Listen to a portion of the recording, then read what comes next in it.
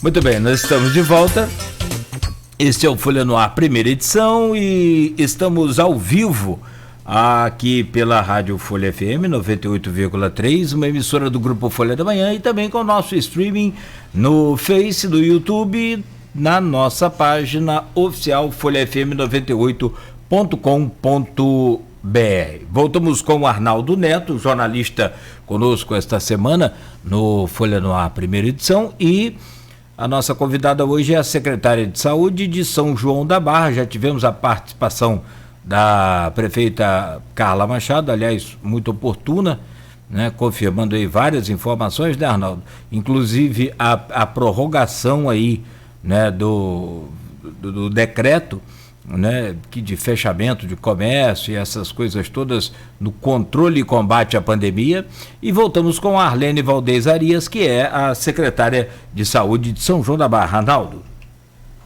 Toda hora eu tenho que tentar fechar esse microfone aqui por causa da nossa querida, olha só ela de novo, da nossa querida moto, que não tem jeito, né? Fica passando aqui do lado quase todos os dias. Deus te abençoe. Mas enfim, vamos com a doutora Arlene aqui para a gente continuar com o bate-papo. Arlene, a Carla Machado, ela citou um ponto aqui, a gente estava até conversando nos bastidores, que é a questão de teste rápido nas barreiras. Eu até comentava com você a questão de São Fidélis, por exemplo. São Fidélis é uma cidade com uma população parecida com a nossa, de São João da Barra, mas tem um número de casos muito maior. Isso por causa da questão da testagem também, que isso há uma defasagem muito grande no país, de maneira geral, com relação ao teste do novo coronavírus. Como que está preparada essas barreiras em São João da Barra? Quais são os pacientes, as pessoas que são prioritárias para fazer esse tipo de teste no município? Então, como a prefeita falou, o município de São João da Barra, desde o início, a gente fez a aquisição dos testes rápidos, observando a dificuldade que tem o laboratório LACEN, que é o único laboratório do estado do Rio de Janeiro, de emitir os laudos sobre o resultado dos exames. Então, todos os nossos pacientes suspeitos, eles são testados desde o início da pandemia, de forma que não fica uma subnotificação. Essa tem sido uma pergunta também, por que os números dos municípios não coincidem com os números do estado? Porque o estado só considera positivo o paciente que fez o exame no LACEN, só que é indicação também do Ministério da Saúde do estado só testar os pacientes graves funcionários da saúde. Isso não está sendo feito em São João da Barra desse jeito. A gente testa todos os nossos pacientes suspeitos, pelo qual o nosso número ele é real e ele, por isso que algumas vezes não coincide com o número estadual. Mas todos os pacientes suspeitos em São João da Barra, todo funcionário de saúde que seria exposto ao contato com o paciente confirmado ou com algum colega confirmado, também é testado. Isso já começou no município há muito tempo. E a gente agora começou também com a testagem por amostragem, nas barreiras do município, não só em Barcelos, também vai ser feito em Caçumbá, com equipe qualificada para isso, que foi capacitada. E quem que a gente vai testar nessas barreiras? Aqueles que ofereçam risco, aqueles grupos de risco. Porque, como a prefeita falou, alguns podem ser assintomáticos. Então, a gente tem, por exemplo, um dos principais grupos de risco são os caminhoneiros, que são moradores do município, mas que eles viajam constantemente para a área de risco. Então, eles serão abordados na barreira. Não é simplesmente uma testagem. A nossa barreira tem trabalhado muito de uma forma bem humana, não é só aferir a temperatura, não é só testar o paciente, é questionar o paciente, perguntar de onde que ele está vindo, se teve sintomas, se teve contato com alguém positivo, porque muitas vezes a pessoa pode estar totalmente assintomática e ainda assim ele pode ser considerado um paciente suspeito e ter que ficar então em isolamento, em quarentena, para não oferecer risco para o resto da população, né? Então, no início a gente testa esses grupos de risco, a gente estabeleceu um protocolo que a nossa equipe conhece, e o grupo de risco principal, são-joanense que viajou para alguma outra cidade de área de risco, como Rio de Janeiro, São Paulo, que apresentou sintomas nos últimos 14 dias, que teve contato com alguém que tenha sido positivo, que seja dos maiores grupos afetados, como caminhoneiros, os pescadores que vão para Macaé, aquelas pessoas que trabalham embarcadas. Essas pessoas que serão abordadas na barreira serão chamadas, tem uma estrutura para isso, uma tenda criada para isso, tem os testes rápidos disponíveis na barreira e serão testados por amostragem. Se alguém também chegar assintomático, é importante ressaltar que nem sempre a pessoa assintomática vai ser testada na barreira. Vai depender muito do quadro clínico de cada paciente. Eu costumo muito falar isso, que medicina, saúde, você não pode estabelecer medidas que sejam aplicadas a 100% da população. Medicina, ela é tratada de forma individual. Então, se eu tenho um paciente com febre, que começou com febre ontem, e não tem outros sintomas, esse paciente vai para isolamento, a gente acompanha de forma adequada e testa no dia adequado, que é entre o 7º e 10º dia dos sintomas.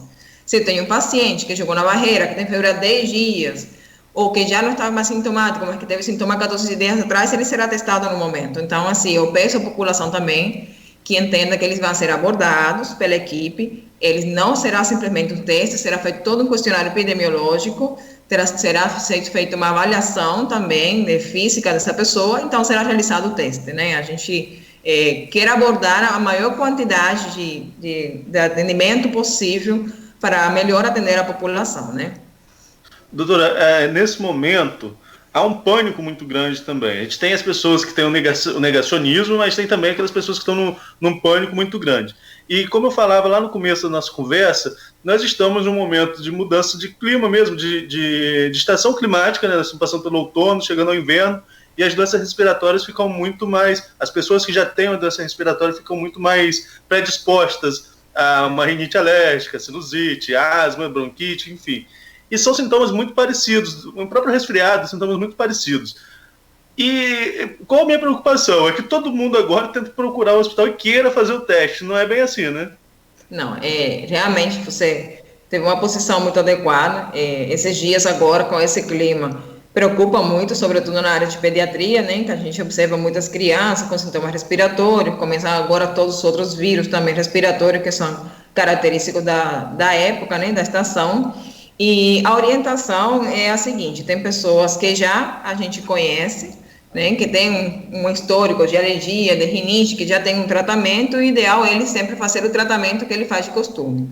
Nós temos no município o call center funcionando 24 horas, tá? Com a equipe qualificada, acadêmicos do último ano de medicina, que qualquer dúvida, o primeiro é tentar fazer contato com esse call center e eles serão orientados de forma adequada, não tentar procurar a unidade de saúde. Vamos lembrar que as unidades de saúde podem ter pessoas que podem ser sim suspeitas de Covid, então a gente tem que evitar o contato. Quando que eu devo procurar uma unidade de saúde? Quando meus sintomas não estão melhorando, tá? E a ideia... O ideal é procurar primeiramente o posto de saúde da área, entendeu? O ESF. Tem pediatra no município funcionando, tem os PSF funcionando no município, então vamos tentar procurar primeiramente o ambulatório. Se é um caso grave, um paciente com um sintoma maior, então com certeza ele tem que procurar o centro de emergência, que também tem disponível em vários lugares do município, ele se encontra funcionando normal. Mas, antes de qualquer dúvida, vamos primeiro ligar para o call center, até porque eles fazem uma série de perguntas, e se esse paciente ele é considerado suspeito de Covid, nós temos 2 equipes móveis no município, que eles vão até a casa do paciente e prestam um atendimento, para evitar que o paciente suspeito de Covid fique se trasladando dentro da cidade, possa colocar os outros em risco. Esse atendimento é feito domiciliar, o exame dessa pessoa é feito domiciliar, tá? Então, vamos utilizar o call center, primeiramente, para esclarecer as nossas dúvidas, orientar que nesse período, a nebulização em unidade de saúde, ele está praticamente contraindicado, a não ser que seja um caso muito extremo, por decisão médica, então a gente utiliza outros tipos de tratamento, pelo risco também que oferece nesse período. Então, vamos sempre procurar o nosso médico do ambulatório, o nosso pediatra de acompanhamento, que eles continuam trabalhando na rede. Se tem dúvida de onde encontrar o pediatra, porque estão com escalas diferentes nesse momento, ligue também para o call center, que ele também tem essa escala de cada pediatra. Antes de procurar o centro de emergência, vamos tentar esgotar as outras possibilidades que tem no município de atendimento. Só para deixar também como a título de informação, a senhora tem os números aí de atendimento para as pessoas suspeitas? Vou procurar aqui, vou te encaminhar. Então tá certo. Depois a gente coloca nos comentários, Cláudio, qual é o número lá. Ótimo, sem problema. Mas só me encaminhar pode mandar depois, doutora, que precisa ser agora não. Que a gente coloca nos comentários aqui do pessoal que está acompanhando a gente pelas redes sociais. Agora tem uma outra coisa também que a gente queria abordar, que é a questão do tomógrafo da Santa Casa. A Santa Casa é um hospital filantrópico, né, centenário, assim como as outras Santa Casas que prestam serviço pelo país inteiro, tem serviço prestado pelo país inteiro há mais de um século, enfim. E vem aí a aquisição de um tomógrafo, um equipamento, pelo que eu vi nas redes sociais, de primeira linha. Agora, como que vai ser essa questão da gestão desse equipamento? Esse equipamento é do município, esse equipamento é da Santa Casa, é uma parceria, como que vai funcionar essa questão? E lembrando que o tomógrafo também é um equipamento importante nessa questão do Covid-19, né, porque você precisa fazer exames de imagem sobretudo nos pulmões, para saber se há algum indício de infecção pelo vírus. A aquisição do tomógrafo nesse momento é primordial, né? Porque, como você falou, faz parte, esse exame de imagem faz parte do diagnóstico do coronavírus, já que a gente está na frente de uma doença que o diagnóstico pode ser rápido ou pode suave, ele demora, o paciente deve ter mais dias de sintomas, de 6 a 10 dias de sintomas, e a imagem, então, consegue orientar esse diagnóstico nos primeiros dias. Essa aquisição foi realizada pela Santa Casa, tá? Só que como município, ele é conveniado com a Santa Casa, então tem acesso à utilização desse tomógrafo, e ele, no início, começará realizando suas tomografias de urgência, já que no momento, pelo coronavírus, estão suspensos todos os serviços de ambulatório, mas voltando a funcionar ambulatório, oferece o serviço de ambulatório para a Prefeitura de São João da Barra, tá? Mas ele é um tomógrafo de uma alta qualidade, que vem ajudar muito nesse momento. Nós estamos tendo que trasladar o nosso paciente, e as tomografias do nosso paciente estão sendo pagas pela Prefeitura, porque não tinha tomografia disponível pelo SUS na região para tomografar os nossos pacientes de Covid. Então, assim, foi uma aquisição muito importante que fez a Santa Casa em um momento muito adequado para ajudar, né, nesse diagnóstico adequado e acompanhamento do paciente com Covid. Em momentos anteriores, conversa com a senhora ou com outros secretários, a gente sempre chegava a uma tecla de que equipamentos como esses de imagem, como tomógrafo, mamógrafo, eram equipamentos que seriam até desnecessários para o município devido à quantidade populacional, né? Fazendo um paralelo da população de São João da Barra com a manutenção de aparelhos como esse. Esse panorama muda totalmente, então, com a questão da pandemia? Na verdade, no caso do tomógrafo, ele não é desnecessário porque ele é um equipamento que ajuda em diagnósticos de urgência, né? Não é o mesmo caso que, por exemplo, o mamógrafo, que ele se utiliza só, a mamografia é realizada uma vez por ano, uma mulher, e aí se depende da quantidade de população que você vai ter, porque é um exame que você não realiza de urgência, né? Ressonância também é um exame muito específico, que você vai realizar de urgência, mas em uma menor quantidade de casos. Já a tomografia, além de ele ter uma alta demanda diagnóstica, que hoje em dia é um dos exames de imagem mais utilizados, ele é utilizado em exame em diagnóstico de urgência para diagnóstico de abdômen agudo, para diagnóstico de AVC, de alguma doença cerebrovascular. Então, realmente existe uma deficiência na região, não só no município de São João da Barra, e sim também em toda a região, de a gente conseguir esse exame de forma urgente, quando a gente tem uma suspeita de um paciente com AVC, com abdômen agudo, ou nesse momento com o caso de Covid. Nós temos sempre essa dificuldade, a gestão tem que ficar procurando com muita dificuldade esse exame na região toda. Então, esse tomógrafo, ele vem ajudar em um momento muito bom, mas já era também um objetivo do município, precisamente porque ele se utiliza não só de forma ambulatorial, né? Certo. Doutora, no último bate-papo que a gente teve no Folha no Ar, ainda no estúdio, e com aquela preocupação da chegada do coronavírus, e muitas vezes se preocupando mais com o porto do que com as entradas terrestres, né, porque se criou-se um pânico muito forte de que poderia chegar pelo navio, enfim, o que aconteceu não foi, felizmente também não foi nada disso. Mas lá naquele nosso bate-papo a gente conversou sobre a questão do centro de emergência, que havia a possibilidade de ser reaberto como uma unidade para pacientes graves ou ambulatorial, enfim, já tivemos várias conversas com outros secretários também com relação ao futuro do centro de emergência. Hoje, o antigo centro de emergência está sendo preparado para um hospital de campanha. Isso. Quando esse hospital de campanha começa a funcionar, vai ser dedicado à questão do coronavírus e para um período pós-pandemia. Qual vai ser o destino daquele espaço?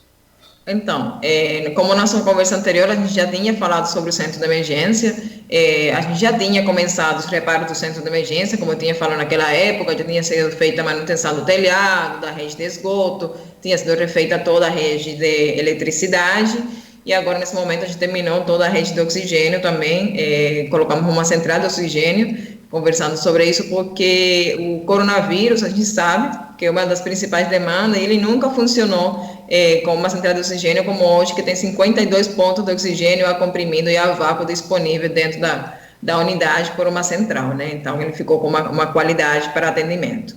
No início, a gente vai abrir ele só para atendimento de Covid, até porque dentro do protocolo a gente deve isolar o paciente de Covid do resto dos pacientes crônicos, então a Santa Casa ficaria com o atendimento do paciente crônico e o hospital ficaria com o atendimento dos pacientes com coronavírus.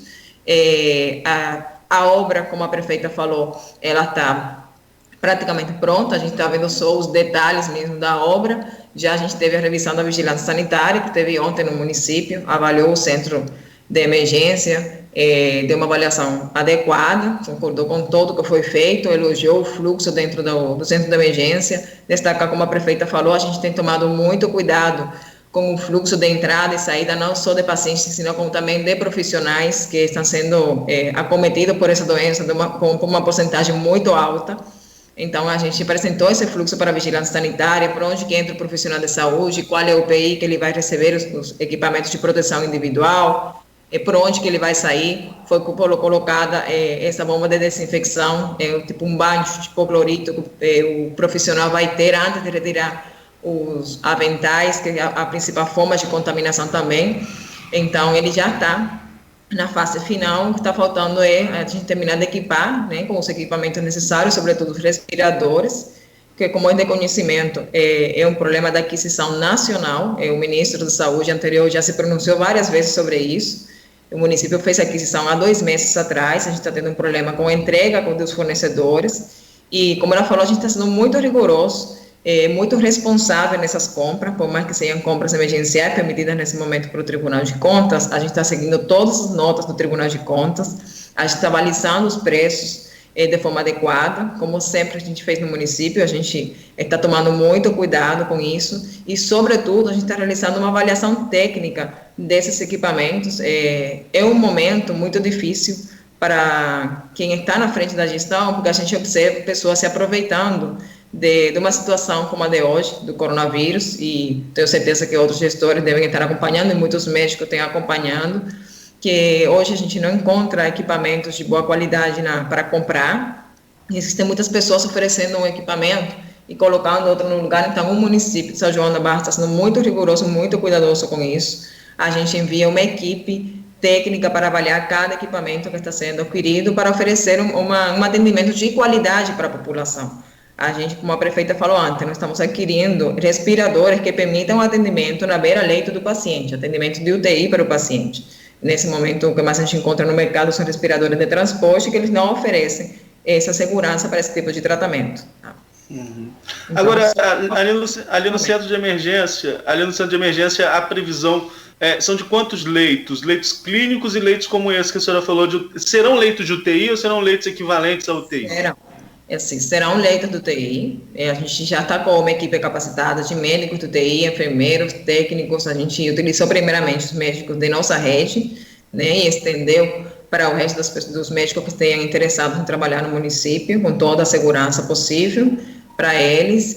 A gente vai contar com os leitos de UTI e com leitos clínicos dentro do centro de emergência. O leito de UTI, um leito para apoio esse paciente sair da UTI, e a enfermaria clínica feminina e masculina. A quantidade de leitos habilitados vai depender da quantidade de equipamentos que a gente consiga terminar de fazer a aquisição, sobretudo os respiradores, tá? Mas ele tem toda a capacidade para atendimento do paciente de meia e alta complexidade, até porque o paciente de baixa complexidade continuará sendo atendido, então, no isolamento domiciliar, e a porta de entrada continua sendo o centro do Covid. Lá vai ser totalmente para internação, tá? Como isolamento. Certo. Agora, essa questão de dificuldade, que, como você colocou muito bem, tem sido uma questão geral. Inclusive, quem acompanhou o noticiário ontem teve aquela questão do Rio de Janeiro, né, da prisão do ex-subsecretário, e também com essa questão de respiradores. Você falou que o município está se preparando para... Já há aquisição de algum número de equipamentos, ou ainda não tem equipamentos adquiridos? Ainda está nessa fase de procura? Como a prefeita falou, a gente já fez a aquisição de equipamentos há 2 meses atrás. A gente está agora com um atraso do fornecedor para a entrega desses equipamentos, né? Também teve a aquisição de outros equipamentos que a gente fez o cancelamento, o carro do gás passando. O carro de gás, já conheço. Você já tem qual é? Você tem a cor dele, inclusive. A gente faz... Eu acho que ele vai atrapalhar. Não, deve estar dando para te ouvir, doutora. Então, a gente fez a aquisição de alguns equipamentos também que a gente teve que cancelar.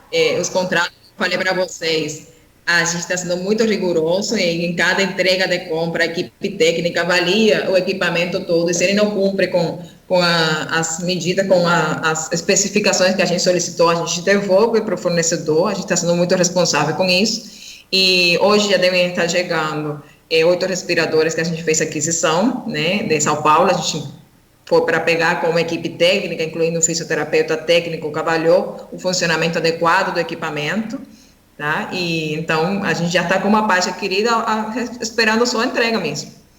Essa equipe que atua na linha de frente, que atua nesse centro, no centro, vai atuar no centro de emergência, ela é composta de que tipo de profissional? Não é só o médico intensivista, é o médico intensivista e quem mais que faz parte dessa equipe? Na verdade, é uma equipe multiprofissional.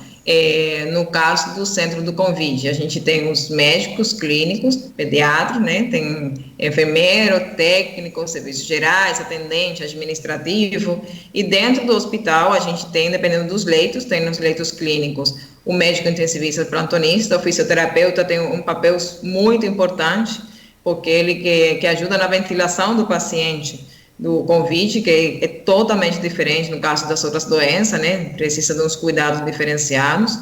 Tem o enfermeiro de CTI, técnicos de CTI, os técnicos do centro de esterilização, serviços gerais que tem um papel também super importante nesse momento para evitar o contágio da equipe que se encontra ali trabalhando, que é um trabalho totalmente diferente de desinfecção realizado, os administrativos. Além disso, lá no centro de emergência, nós vamos contar com a equipe de administração, psicólogo, assistente social, para dar um suporte a essa família, porque, como estávamos falando anteriormente, o Covid não é só o fato da doença, com toda a dificuldade respiratória que ele traz, e sim também toda a dificuldade psicológica que traz a pessoa a ficar afastada da família, sem saber em que momento ele vai voltar ou como ele vai voltar. A família muitas vezes se encontra em quarentena e não tem como visitar, então a gente está criando uma estrutura, como temos hoje, via telefone, para acompanhar essa família, para manter eles informados, para fazer o boletim adequado de informação, para fazer videochamada com essa pessoa que tem internado, afastada da família, mantendo um suporte psicológico também para essa pessoa que está no momento doente. Doutora, a gente está chegando no final, são 8h53. Cláudio, quer fazer alguma pergunta ou posso prosseguir aqui? Pode prosseguir, claro, evidente, mas só com relação à questão das prevenções, e uma das medidas adotadas aí pelo Brasil, por todos os municípios, foi a questão da vacinação contra a gripe. Queria saber como é que ficou também o município de São João da Barra, ou como está ainda essa etapa, essa campanha de vacinação, porque aí define bem, quem já chega com os sintomas, né, já chega com a possibilidade de ser, de fato, a Covid-19, né, doutora? Na verdade, a imunização que está sendo feita no momento é para H1N1, que sim, na história de São João da Barra só teve um caso, né, nunca antes teve caso de H1N1, e se chega aqui com alguns sintomas respiratórios de H1N1, ele é bem parecido com o Covid, e no início, clinicamente, não dá para fazer essa diferenciação, né? Então, a gente vai lidar mais com outros tipos de vírus, como rotavírus, rinovírus, que são mais frequentes nesse período. A campanha de imunização, nesse momento, foi um reto para todas as gestões, como fazer uma campanha de imunização no meio de uma pandemia que as pessoas têm que ficar em casa, né? Então, São João da Barra já, nessa semana, está terminando os últimos idosos, que é o primeiro grupo de risco. É importante você fazer essa pontuação, porque foi uma coisa que a gente teve muita cobrança, mas vale ressaltar que as vacinas, elas vêm do Ministério da Saúde, são encaminhadas para o Estado que encaminha para o município. E eles fazem as contas pela quantidade de população e cadastros que eles consideram que o município tem, e utilizam dados bem antigos, né? Pelos dados deles, eles estão usando os dados do IBGE de 2012.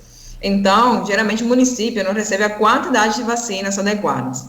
Só agora, nessa semana, que a gente conseguiu receber a quantidade de vacinas que corresponde à quantidade de idosos cadastrados no município. Essa imunização no município foi feita de forma domiciliar, todos os pacientes cadastrados, as equipes foram em casa, porque você não tem como movimentar o idoso, que é o grupo de risco, para ir na rua a aderir à vacina, a tomar a vacina, né? Estamos terminando, então, essa primeira etapa, e começa a segunda etapa, que é a vacinação dos grupos de risco, dos pacientes com doenças crônicas e algumas profissões de risco, né? Como o município vai fazer, vai ser publicado na próxima semana. A gente está pensando em fazer em lugares amplos, de forma adequada, organizada, para evitar aglomeração nas unidades de saúde, e aguardando ter uma quantidade de vacinas adequada, porque não adianta eu abrir um centro para a imunização de, por exemplo, os pacientes com doenças crônicas, e ter recebido 200 doses do Estado. Então, essas doses elas se recebem em 2 a 3 vezes no município por semana. A gente vai esperar ter uma quantidade adequada acordo ao nosso número de cadastrado, publicaremos os locais de imunização e realizaremos então a imunização de forma organizada. A gente pede à população ter paciência, essa imunização da H1N1 é feita todo ano, ela não oferece no momento uma proteção para o coronavírus e sim um grande risco da gente ir para a rua procurando de forma com aglomeração a imunização. Sim. Então, estaremos colocando a quantidade de vacinas adequada, esperando o Estado mandar uma quantidade de vacinas adequada de acordo com o nosso cadastro e publicaremos a forma em que será realizada a imunização no município. Perfeito. Doutora, para a gente concluir, são 8h56, aqui em Campos há uma divulgação semanal de um boletim que mostra um panorama dos infectados. E a gente tem percebido que a maioria, grande maioria dos infectados não está nos grupos de riscos, nos chamados grupos de risco. Não são idosos, não têm doenças crônicas, enfim, não faz parte. É pessoa de meia idade, enfim, jovens, tem até bebê entre as estatísticas de Campos, né? Como que é o panorama aí em São João da Barra? Também é isso? É mostrando que não tem uma regra, né? São pessoas também fora dessas questões de grupo de risco? Na verdade, o panorama é igual, a maioria dos pacientes são fora de grupo de risco, e isso tem uma explicação, né? Geralmente a pessoa de grupo de risco, ela toma um pouco mais de cuidado, né? Eles ficam mais em casa, e o mais novo que vai à rua e fica um pouco mais exposto. Então, é 1% menor os que são de grupo de risco, mas uma coisa muito importante a destacar é que a gente vem observando que não é só o paciente de grupo de risco que apresenta complicações, né? A doença, quando a gente começou a falar sobre ela no início, eu lembro da nossa primeira conversa, a gente falava que tinha uma mortalidade de 4% aproximadamente. Se a gente estuda a mortalidade no Brasil por Covid, por coronavírus, ela é bem mais alta. Ela, no estado do Rio, há uns dias atrás que a gente estava fazendo as contas, estava aproximadamente quase chegando aos 10% de mortalidade.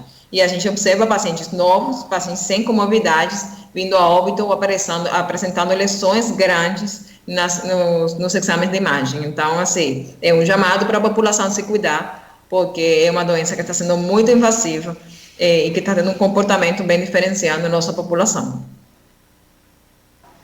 Nogueira, você. Fechamos então por hoje, né, Arnaldo? Agradecer a presença da Arlene Valdez Arias, que é a secretária do município de São João da Barra.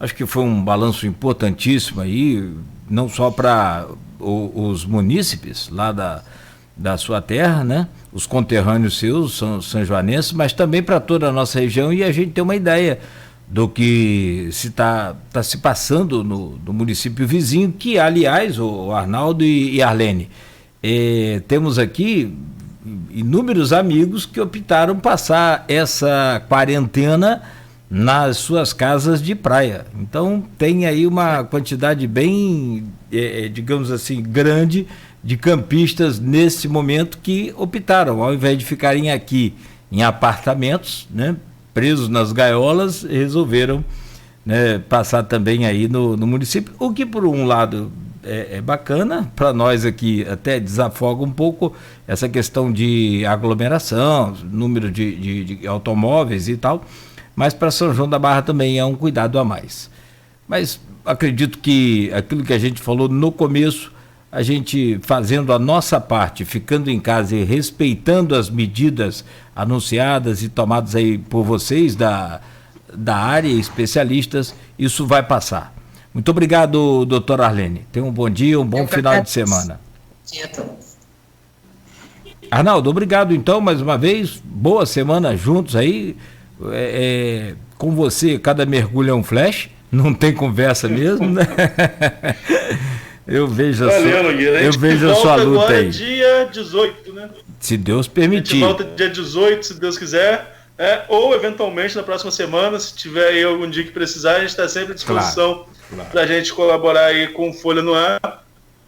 E, infelizmente, na próxima semana, nós vamos ficar aí mais uma vez reféns dessa pauta. Tomara que a gente chegue ao chamado platô o mais rápido possível. Quando se chegar ao platô, o que seria o platô? Nós estamos em curva crescente.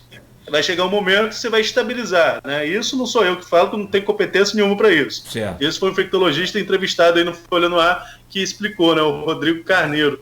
ele explicou como que isso acontece. Chegando a esse platô, você deve ficar aí umas 2 semanas até começar a decrescer. É o que a gente espera o mais rápido possível, e para contribuir para isso, cada um tem que fazer a sua parte, desde que possa. A gente repete aí o que a secretária falou, que a prefeita Carla Machado falou, que todas as autoridades em saúde têm falado.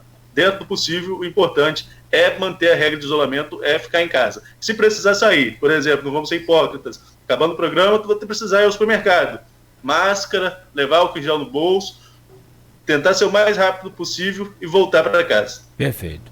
Olha, e só para fechar, o governador Wilson Witzel, junto da sua equipe de expert aí no assunto de pandemia da Covid-19, emitiu um documento ontem alegando a possibilidade de isolamento total, lockdown, né?